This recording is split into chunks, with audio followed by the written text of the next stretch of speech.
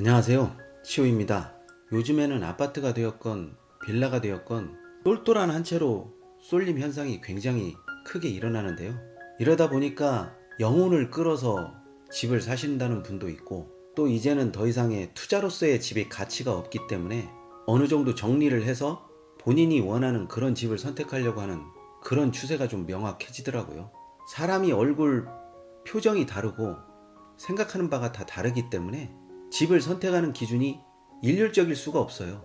그럼에도 집이라고 하는 것이 모든 사람을 만족할 수는 없지만 적어도 선택하는 사람이 만족은 해야 되는 것이니까 그 기준이 어떤 것인지, 또 어떤 기준으로 선택을 하는 것이 가장 나은 것인지에 대한 생각을 한번 보겠습니다. 우선 집을 선택하는 기준이 명확했으면 좋겠어요. 가격도 떨어지지 않았으면 좋겠고, 교통도 좋았으면 좋겠고, 여기에 개발 호재도 있었으면 좋겠고, 또 주변 여건상 교육 환경도 좋았으면 좋겠고, 모든 것을 맞춘다라는 것은 사실상 불가능에 가까워요.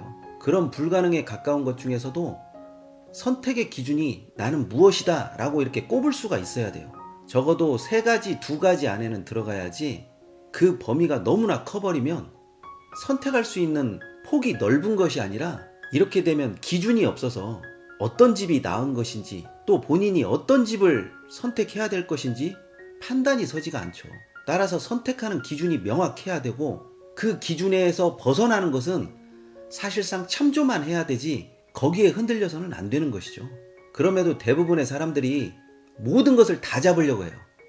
가격도 잡고 향후 전망도 잡고 모든 것을 다 잡으려고 하지 마시고, 입지라고 하면 나는 개발해, 입지라고 하면 나는 교육적인 환경에, 뭐 이런 식으로 해서 확실하게 기준을 잡았으면 좋겠다라는 생각을 합니다. 물론 지역적인 여건을 따질 때는 본인이 대출을 끌어올 수 있는 한계, 또 자기 자본을 넣을 수 있는 한계치가 명확해야죠. 그 범위를 넘어설 수는 없는 거니까. 무리를 하라는 얘기가 아니라 이 범위 안에서 설정이 넘어가 버리면 하기 좋은 말로 집을 이고 살아야 된다라고 하는 그런 상태가 되죠. 집에 너무나 치일 필요도 없지만, 집이라고 하는 게 편리함을 추구하기 위한 건데 집이 나에게 반대로 고통과 불행을 안겨준다? 그렇게 따지면 굳이 집을 선택해야 될 필요가 없는 거죠. 규모에 맞게, 계획에 맞게 집을 선택하는 것이 중요하고, 그 선택할 때 어떤 기준으로 나는 선택하는 것이 가장 중요하다, 이것이 반드시 필요하다라고 저는 봅니다. 집을 사는 사람들을 보면 대체적으로 가격보다는 호재에 더 많이 반응을 해요. 그런데 이 호재라고 하는 것은 가격에 어느 정도 머물러 있기 때문에 호재가 어느 정도 가격에 반응이 되었는가를 주변 시세를 통해서 알아봐야 될 필요성이 있어요. 그런데 지금과 같은 경우에는 주변 시세가 거래량이 없다 보니까 솔직히 시세라고 칠 수가 없는 경우가 굉장히 많아요. 이런 경우에는 3개월 전, 6개월 전, 1년 전, 뭐 이런 식으로 해서 돌아가는 것이 훨씬 더 낫다라고 봐요. 그리고 호재가 가격에 반영이 되어 있다라고 하면 가격보다는 그 호재의 실현 가능성에 더 포커스를 두는 것이 훨씬 더 낫다라고 보여집니다. 또한 호재라고 하는 것은 어느 정도 예측과 예상이 가능한 곳에 펼쳐져야 되는데, 예측과 예상이 되지 않으면서 너무나 호재가 무거운 경우가 있어요. 예를 들어서 인구는 얼마 안 되는데 교통량을 굉장히 크게 늘리는 교통 호재가 있다라고 하면 실현 가능성이 조금 떨어지거든요. 이런 것보다는 호재가 실현 가능성이 있는 그런 것들이 저는 훨씬 더 낫다라고 보여집니다. 대체적으로 집을 선택하는 기준이 너무나 외부 변수에 많이 작용을 하게 되면 선택을 하는 기준도 그렇고, 그 결정이 옳은 결정인가 아니면 나에게 이로움을 주는 결정인가, 그거에 대해서 항상 불안감이 엄습할 수밖에 없어요.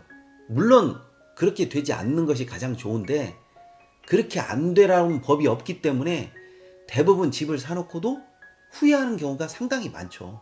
그래서 다시 임차 시장으로 들어가는 경우도 있고, 나는 괜찮다라고 보았으나 그게 잘못돼서 손실을 보고 다시 나오는 경우도 있어요. 무조건 집을 샀다고 해서 안정적이고 또 자신이 만족하고 그런 것은 아니거든요. 이게 계획이 있어야 되고, 그 계획을 실현시킬 수 있는 기준이 있어야 되고, 기준이 어떤 근거로 인해서 내가 선택했다라고 하는 결정의 근거까지 조금만 생각해보면 본인이 어떤 집을 사야 하는지, 또 어떤 집이 맞는지에 대한 것이 어느 정도 윤곽이 나와요. 따라서 외부 변수, 전문가의 말, 그런 것보다는 본인이 느끼고 판단하는 것을 최우선으로 하시기 바랍니다. 물론 어디까지나 참조는 할 수가 있지만 그게 결정에 가장 크게 영향을 끼치는 것은 아니기 때문에 본인의 현재 자산, 현재 규모, 향후 전망, 이런 것들을 종합적으로 봐서 사야 할 집과 내가 사지 않아야 될 집을 가려내는 게 상당히 중요하죠.